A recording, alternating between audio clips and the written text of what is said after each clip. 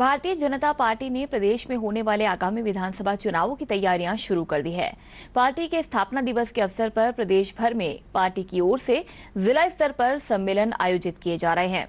दूरदर्शन से विशेष बातचीत में भाजपा प्रदेशाध्यक्ष डॉक्टर सतीश पूनिया ने कहा कि पार्टी लोगों के बीच केंद्र सरकार की उपलब्धियों तथा राज्य में बेरोजगारी और किसानों के मुद्दों को जोर शोर से उठाएगी। राजस्थान में अगले वर्ष विधानसभा के चुनाव हैं। भारतीय जनता पार्टी अगले वर्ष के विधानसभा चुनाव की तैयारी में जुट गई है। इसके लिए बूथ स्तर के कार्यकर्ता सम्मेलन आयोजित किए जा रहे हैं। इस पर बातचीत करने के लिए हमारे साथ हैं भारतीय जनता पार्टी के प्रदेश अध्यक्ष डॉक्टर सतीश पूनिया। सर, बहुत बहुत स्वागत है आपका हमारे इस बातचीत में। सर, अगले वर्ष विधानसभा के चुनाव हैं, किस तरह की तैयारियां भारतीय जनता पार्टी की हैं?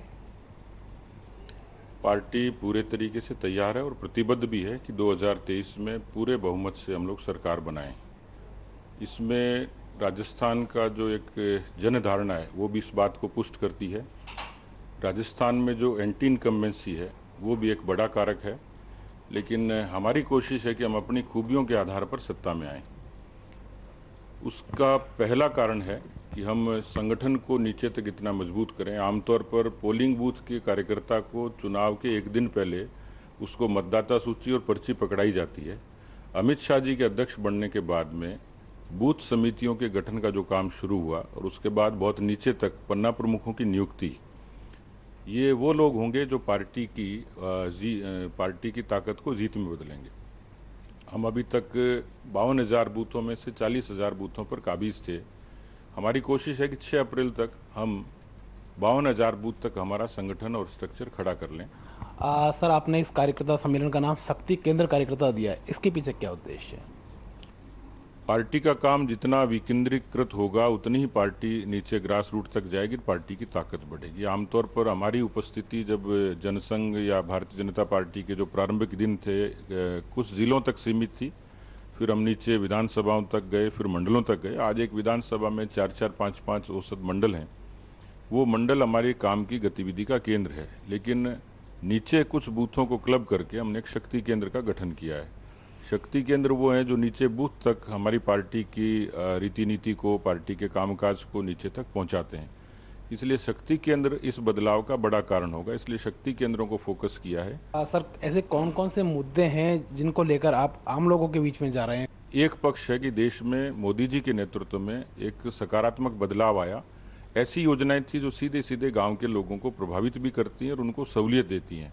उत्तर प्रदेश में प्रचंड जीत का भी कारण यही है कि प्रधानमंत्री मोदी जी की लोक कल्याण की जो नीतियां थी, वो चाहे जनधन की हो, शौचालय की हो, उज्ज्वला की हो, आयुष्मान की हो, या वैचारिक रूप से भी देखें कि श्री राम मंदिर और धारा 370 का हटना, ये सारी बातें थी जो बीजेपी को, तो हम लोग इन बातों को जो लाभार्थी हैं, जो बेनिफिशियरी हैं, उनको दरवाजे तक पहुंचाएंगे।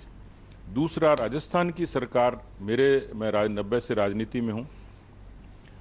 राजस्थान की सरकार जिस तरीके से काम कर रही है, यदि वो अपना ट्रैक भी देखेंगे तो उससे पहले वो कभी बेहतर पाएंगे। आज जो सरकार है, अराजक, अकर्मण्य, नकारा, भ्रष्ट और बेईमान सरकार है। अंतर्कलह की शिकार है, अंतर विरोध की शिकार है। लोगों की हजारों बीघा जमीन नीलाम हो गई। अभी तक उसके बारे में सरकार के पास कोई रोड मैप नहीं, जो खुद की कही गई बात है।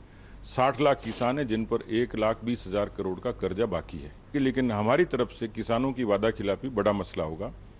राजस्थान में इस समय सर्वाधिक बेरोजगारी है, 32.3%। 70 लाख बच्चों ने परीक्षा दी है। मुख्यमंत्री सदन में कहते हैं हम 1-1.5 लाख लोगों को नौकरियां देंगे। बाकी लोग क्या करेंगे उसका जवाब सरकार के पास नहीं है। इसलिए राजस्थान में बेरोजगारों के साथ इस तरीके का छलावा और कोर्ट में खाज हुई कि रीट की जो नकल थी उसने इतिहास बना दिया। ये तथ्य साबित हो गया कि उन्होंने अपने लोगों को नौकरियां देने के लिए, उपकृत करने के लिए, कांग्रेस पार्टी के कार्ड होल्डर लोगों को नौकरियां देने के लिए, उनके परिवार के बच्चों को नौकरियां देने के लिए रीट में इतने बड़े व्यापक पैमाने पर नकल करवाई, और जिसमें उनके मंत्री से लेकर उनके कार्यकर्ता और नेता तक शामिल हैं। तो बेरोजगारी और नकल, ये 2 बड़े मुद्दे होंगे। तो करप्शन अपने आप में एक बड़ा इशू है। चौथी और जो महत्वपूर्ण बात है, किसी भी प्रदेश की तरक्की और किसी भी प्रदेश का शासन उसकी कानून व्यवस्था से चलता है। राजस्थान में जिस तरीके से इस समय जो शासन है, इसकी कल्पना राजस्थान के लोगों ने कभी नहीं करी थी। यहाँ व्यापार के लोग आते थे, रिहाइश के लिए आते थे, पर्यटन के लिए आते थे। वहाँ यदि शांति होगी और वातावरण ठीक होगा तो ही पर्यटक आएगा, तो ही व्यापारी आएगा, तभी निवेश आएगा, इन्वेस्टमेंट आएगा।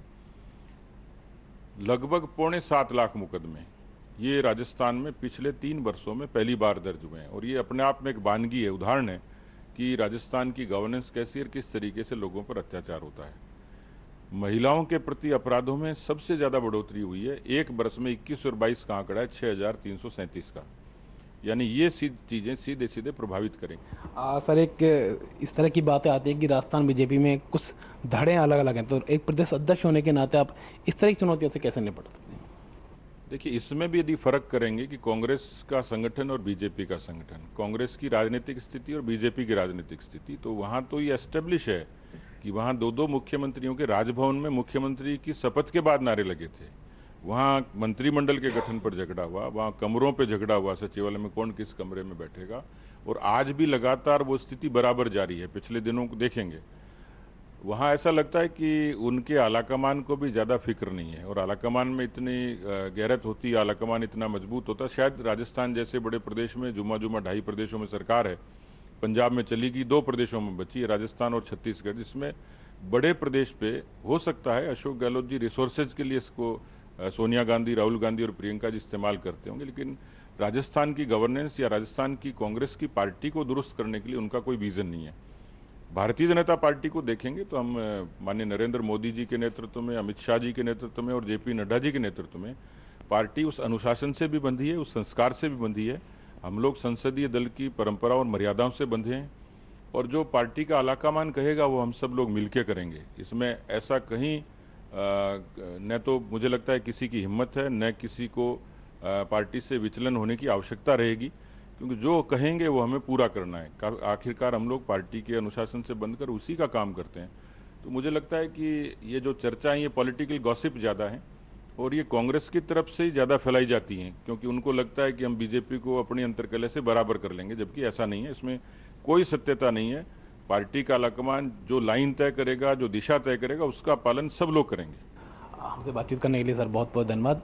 ये थे भारतीय जनता पार्टी के प्रदेश अध्यक्ष डॉक्टर सतीश पूनिया, जो कह रहे थे कि अगली विधानसभा चुनाव में पूर्ण बहुमत के साथ भारतीय जनता पार्टी राजस्थान में सरकार बनाएगी। मुरारी गुप्ता, दूरदर्शन समाचार, जयपुर।